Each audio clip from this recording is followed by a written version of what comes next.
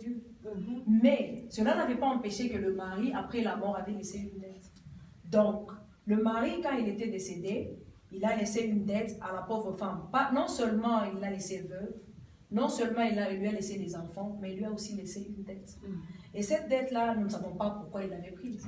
Bon, quand on parle de cette histoire, c'est tellement grand, c'est un grand thème, mais on va parler de l'essentiel qui est, cette femme, quand vous la voyez, peut-être qu'elle ne connaissait même pas que le mari avait cette dette-là avant qu'il meure. Mais ce que moi je sais, c'est qu'après la mort du mari, le créancier est venu. C'est-à-dire, parfois dans notre vie, il y a des choses dans lesquelles nous entrons par le lien de mariage. Cette femme était là dans son mariage. Le mari est parti peut-être prendre cette dette-là pour les nourrir.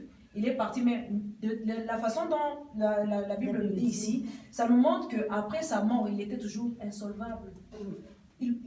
Cela n'entre pas sa qualité de serviteur. Il était toujours serviteur, mais il avait une dette quelque part. Donc il y a des choses, même quand on est enfant de Dieu, ça peut toujours être dans notre vie.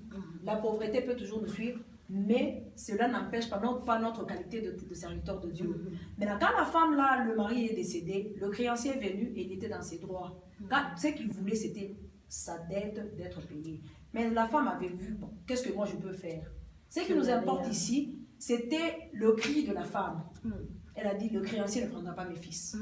Bien sûr, on a une dette, mais le créancier ne va pas prendre les enfants. Pourquoi? Parce qu'elle connaissait la valeur de ces enfants-là. La Bible me dit que le créancier voulait prendre les enfants pour en faire des esclaves. Le créancier ne connaît pas la valeur de nos enfants. Lui voulait en faire des esclaves. Quand nous avons nos enfants ici que Dieu nous a donnés, en tant que serviteurs, en tant qu'Église de Dieu, qui est une mère aussi, on a des enfants de Dieu dans l'Église qui ont des dons, qui ont des richesses. Mais l'Église de Dieu qui est la mère, les serviteurs qui sont ces femmes-là au cœur de maternelle, comme j'ai toujours dit, doivent connaître la valeur de ces enfants-là. Et quand le créancier vient pour en faire des esclaves, des drogués, des voleurs, des prostituées, nous devons nous lever et dire que tu ne prendras pas mes fils. Mais nous voyons que cette femme avait pris une décision d'aller voir un serviteur de Dieu, d'aller consulter Dieu. Alors, là, pour les cas d'espèce, revenons, Pasteur Sylvie, sur Terre, là où nous vivons quotidiennement. Quand vous voulez attirer l'attention des femmes, particulièrement, pour que les créanciers ne prennent pas leur fils. Qui est le créancier ici? Là, nous sommes vraiment dans un langage assez spirituel.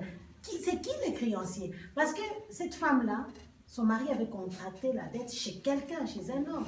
Alors, est-ce que c'est cet homme qui peut faire que ces enfants-là soient des fumeurs de chambre, soit des voleurs, comme vous venez d'énumérer là? Non, le créancier dont nous sommes en train de parler, c'est le diable. Le diable, ce qu'il veut, si